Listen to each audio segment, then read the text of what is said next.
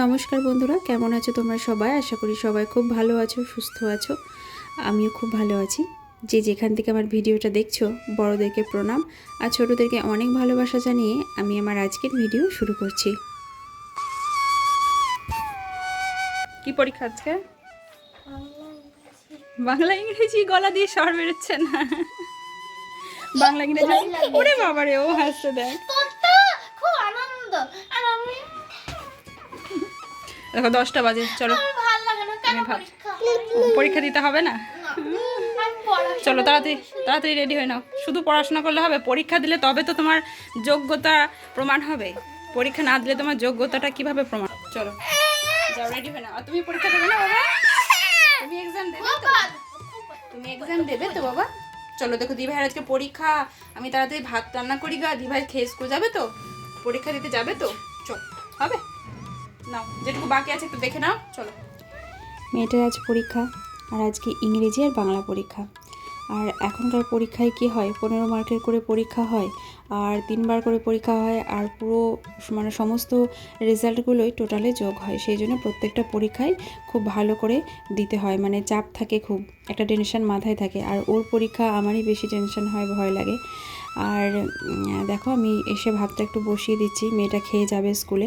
আর একটু পাঁপড়ও ভেজে দিচ্ছি। আজকে ও না বলতে আমি একটু পাঁপড় ভেজে দিলাম, কারণ প্রত্যেক দিন পাঁপড় ভাজার কথা বললে আমি বকি। আজকে আর বকাবকি করলাম না, পাঁপড়টা আমি ভেজেই দিলাম। পাঁপড়টা ভেজে দিলে ভাতটা খুব ভালোভাবে খেয়ে নেয় তাড়াতাড়ি। তো গরম গরম ভাতে একটু ঘি দিয়ে দিলাম, আর আলু সেদ্ধ। তো আমরাও আগে ছোটোবেলায় যখন পরীক্ষা দিতে যেতাম, তখন মা বলতো আলু সেদ্ধ দিয়ে ঘি দিয়ে ভাত খেয়ে যেতে। আর ঘি দিলে কি হয়, বুদ্ধি বাড়ে। তো মা তাই বলতো আগে। যাই হোক, মেয়েকেও দিলাম আলু সেদ্ধ, ডাল সেদ্ধ আর ঘি দিয়ে ভাত। আর ও দেখো স্কুল মানে পরীক্ষা দিতে বেরোচ্ছে, স্কুলে যাচ্ছে। তো একটু দইয়ের ফোঁটা দিয়ে দিলাম। দইয়ের ফোঁটা দিলে নাকি শুভ। তো জানি না এগুলো কুসংস্কার কিনা, তবে মনে চাই, মানে মনের মধ্যে একটা ভয় থাকে তো, যে না পরীক্ষাটা ভালো হোক, ভালো হবে, কোথায় কি ভুল হবে কি, মানে অনেক রকম টেনশান থাকে। তাই সেই সব টেনশান থেকেই এই সব নিয়মগুলো মাথায় চলে আসে। আবার আমার মা ঠাকুমারা বলতো ডিম খেয়ে নাকি স্কুলে পরীক্ষা দিতে যেতে নেই, রসগোল্লা বা মিষ্টি খেয়ে যেতে নেই। আর তাহলে পরীক্ষার খাতায় এরকম রসগোল্লা বসবে আর ডিমের মতো গোল্লা হবে। তো এই সব কুসংস্কারগুলো আমাদের মনে এখনও কোথাও না কোথাও একটু থেকেই যায়। আর তাই সেগুলোকে একটু মানার চেষ্টা করি আর কি। তো দেখো মেয়ে স্কুলে যাচ্ছে, মেয়েকে দিয়ে আসছে ওর বাবা। আর একটা জিনিসও খুব মানতাম আমি, আমার কথাই বলি, পেন। প্রথম দিন পরীক্ষা দিতে যে পেনটা নিয়ে যেতাম, সেই প্রথম দিনের পরীক্ষাটা যদি ভালো হতো তাহলে সেই পেনটাই প্রত্যেক দিন নিয়ে যেতাম। আর প্রথম দিনের পরীক্ষাটা যদি খারাপ হতো তাহলে ওই পেনটা আর নিয়ে যেতাম না। কেন? পেনটার সাইজ খারাপ, এটা বলতাম, এটা ভাবতাম মনে। যাই হোক, অনেক বকবক করে নিলাম। কথা বলতে বলতে দেখো আমার 5 ফোড়নটা তৈরি হয়ে গেল। পুচকেটাকে স্নান করাতে এসে দেখি হাতের নখগুলো বেশ বড় বড় হয়েছে, আর এখন সব সময় হামা দিচ্ছে, আর হাতের নখগুলোতে সেই জন্য নোংরাও পড়ছে। তাই একটু বড় হতে না হতে নখগুলো কেটে দিচ্ছি। আর হাত দুটোতে একটু সাবানও দিয়ে দেবো, কারণ এখন সব সময় তো হামা দিচ্ছে আর হাতে নোংরা লাগছে। যদিও হাত সব সময় ধুয়ে দিচ্ছি, যতবার পারছি মানে চেষ্টা করছি হাতটা পরিষ্কার রাখার, কিন্তু তবুও ও কি আর সেসব মানে? ও যতবার আমি হাত ধুয়ে দিচ্ছি ততবার নিচে নেমে হামা দিচ্ছে আর হাতটাকে নোংরা করছে। কি করব বলো? তো যাই হোক, এখন স্নান করার সময় হাতটাকে ভালো করে সাবান দিয়ে একটু পরিষ্কার করে দিচ্ছি। আর আজকে আর সারা গায়ে মাখাবো না, দুদিন আগে মাখিয়েছি, আবার 2-1 দিন পরে সাবান মাখাবো। আর এখন তো গরম পড়েছে, এখন 4-5 দিন অন্তরই সাবান ভালো করে মাখাতে হবে মাথায়, গায়ে। তো আজকে আর সাবান দিলাম না, এমনি স্নান করিয়ে তুলে নিলাম। আর এরপর দেখো আজকে একটু চিকেন পকোড়া বানাবো। তো বেশ অনেক দিন আমি চিকেন পকোড়া বানাইনি। এদিকে যেহেতু রান্নাটা আমাকে ঝটপট করতে হয়, তাড়াতাড়ি করতে হয়, আর চিকেন পকোড়াগুলো একটু ভাজতে সময় লাগে, একটু সময় নিয়ে ভাজতে হয়। তাড়াতাড়ি ভাজলে পকোড়াটা ভালো হয় না, আর তাই হয়ে ওঠে না আর কি।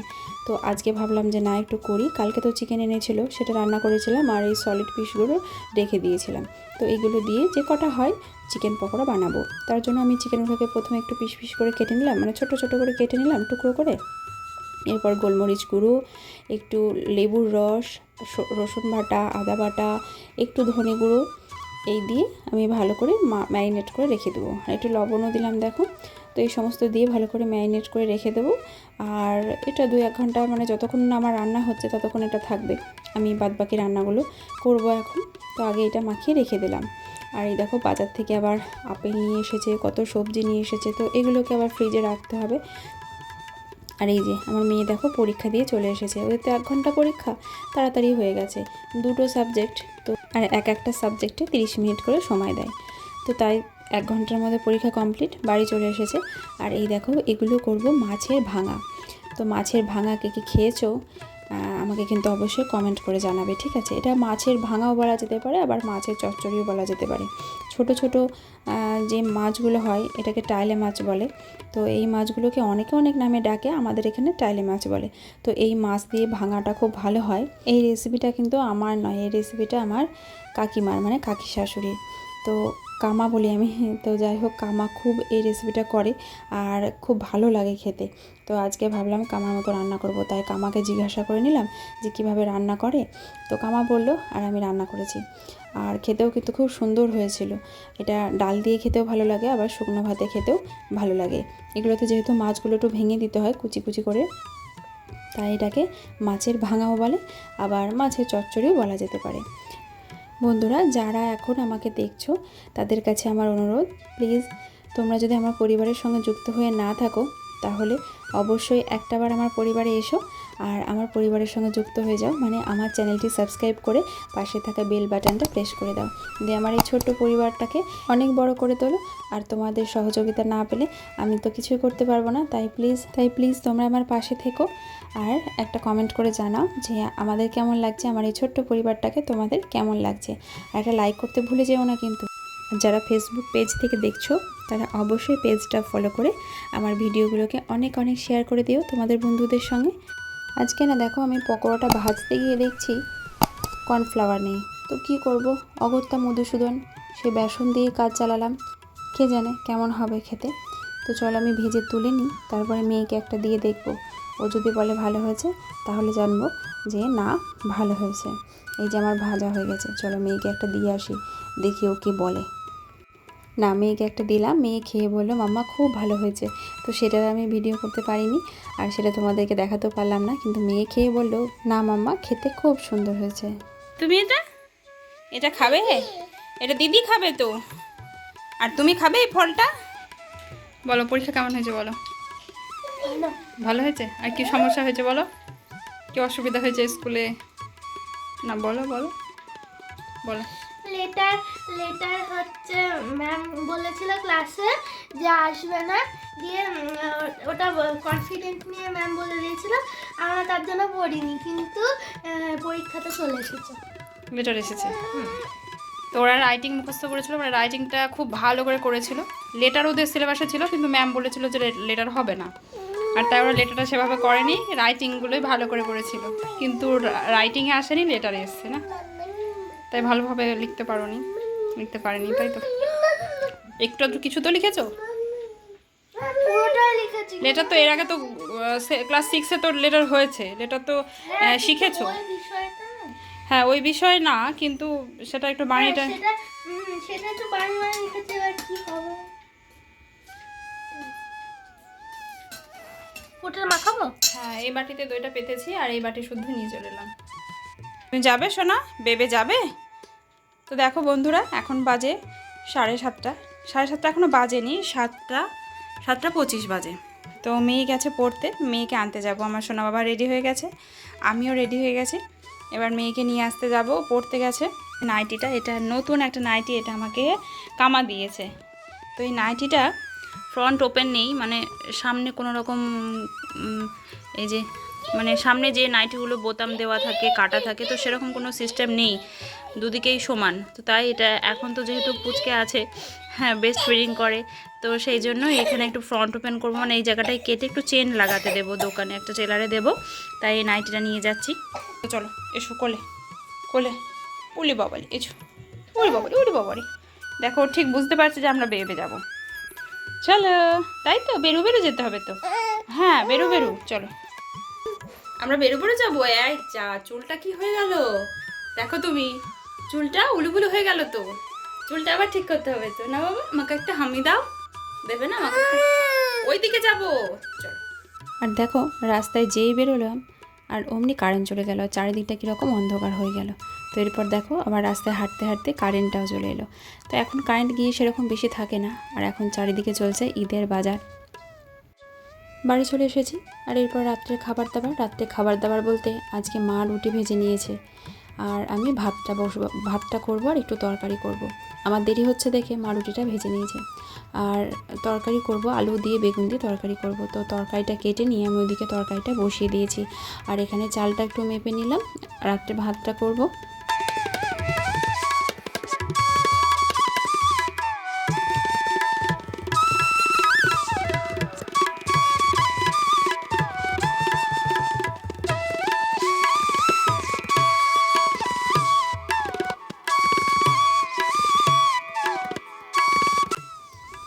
ওপরে এসে ঘরে ঢুকে যেন মাথাটা খারাপ হয়ে যাচ্ছে, কারণ ঘরে কত জামা কাপড় পালা পড়েছে দেখো। তো এগুলো আমি গোছানোরও সময় পাচ্ছি না, আমার পুচকেরা না ঘুমানো পর্যন্ত এগুলো গোছাতে পারবো না। আর এরপর মেয়ের এই যে কার্ডটা, এটা একটুখানি ওকে বানিয়ে দিই। আর এই কাগজগুলো আবার কিনে নিয়ে এলাম, কিন্তু একটু কালারটা অন্যরকম হয়ে গেল। দুটো কালার ঠিক মানে সেম কালার আমি পেলাম না, একটু অন্যরকম হয়ে গেল কালারটা। আর মেয়ে এই পেনটা নিল, পেনটার দাম বেশি না, 5 টাকা দাম, কিন্তু খুব সুন্দর লেখা হচ্ছে পেনটায়। আমার মেয়ের ঘড়িটার না ব্যাটারিটা ফুরিয়ে গেছে মনে হয়, ঘড়িটা চলছে না। তো ঘড়িটা নিয়ে গিয়ে যে আমি একটু ব্যাটারিটা লাগিয়ে আনবো, তো যাওয়ার সময় আমি একদম ভুলে গেছি নিয়ে যেতে।